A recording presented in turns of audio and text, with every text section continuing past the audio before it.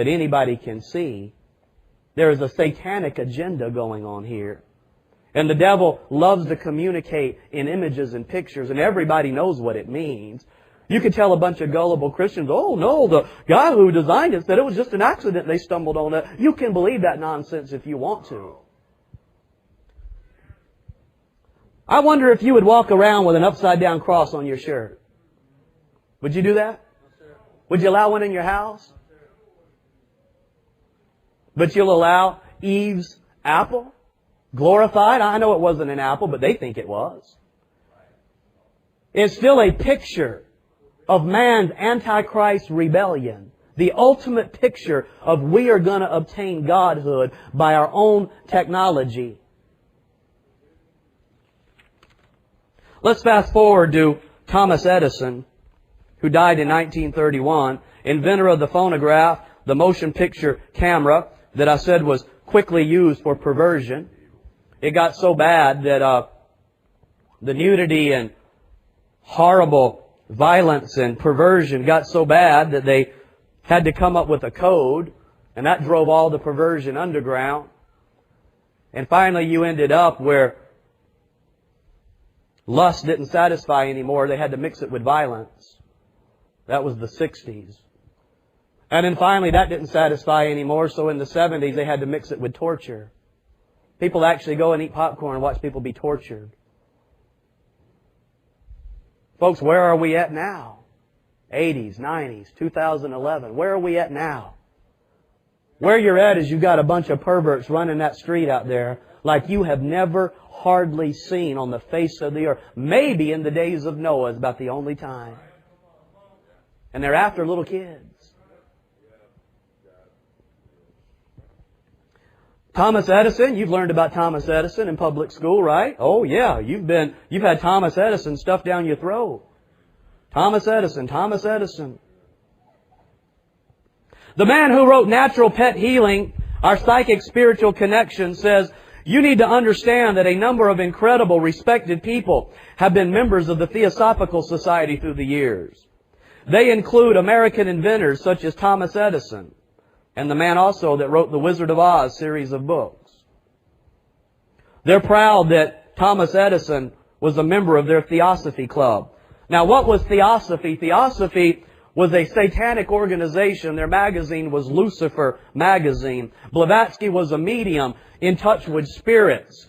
And Blavatsky basically cut her hair off and put breeches on and basically said that I am in contact with spirits through automatic writing. And a lot of people started trying to get in touch with her and learn from her. And Thomas Edison became a disciple of Blavatsky. In Theosophy magazine of 1925, it says Thomas Edison is one of the early members of the parent Theosophical Society. You can see his actual card of a member of the Lucifer Society. You can see his Lucifer Club card. Go back to 1921, Francis Grierson, psychophone messages. It says the word psychophone was first suggested and used by Mr. Francis Grierson in a lecture I heard him deliver before the Toronto Theosophical Society in 1919, 1 year before Thomas Edison announced his intention of devising an instrument which he hopes will serve to establish intercourse between our world and the world of spirit. What was Thomas Edison working on before he died?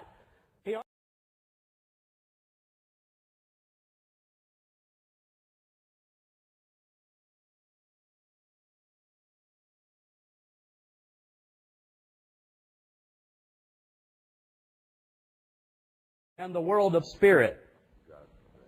What was Thomas Edison working on before he died? He already got the phonograph. He said when he actually got a voice to play back, they just kind of jumped back and were afraid. But he would get this inspiration and get these ideas. And before you know it, he's putting pictures on camera, on film. And then he said, my last final dream is to get in touch with the spirit world. I'm going to have a machine that will actually trap spirits. Lucifer magazine of 1890. Lucifer magazine says one of the leading minds of the day is, beyond dispute, that of Thomas A. Edison, whose inventive powers have dispelled forever the secrets of the darkness. Edison will stand out prominently as one of the most remarkable products of evolution through repeated incarnations and the present century has been blessed with. According to our belief, these peerless gifts of his had their beginning in some former life. Edison never had more than 2 months of schooling, but he had training at home from a mother. Before he was 10 years of age, he had read several standard works of history and literature. It is said Edison dreams during sleep of his inventions. You've got some good things. Number one, that the man never went to public school. That the man was homeschooled. That the man was able to sit back and read at 10 and 11 and 12. He didn't have the motion picture mess that he invented to mess up his schooling, see. But nevertheless, there's something more going on here than just wit and intelligence. Napoleon Hill, who makes witchcraft popular, How to Win Friends and Influence Everybody, wrote a book in 1971, says you can work your own miracles. That sounds like you're a god, doesn't it?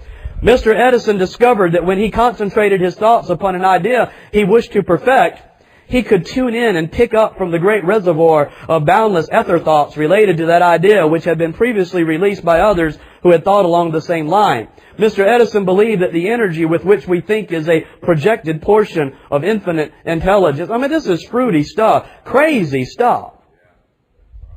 In 1878, Blavatsky the witch.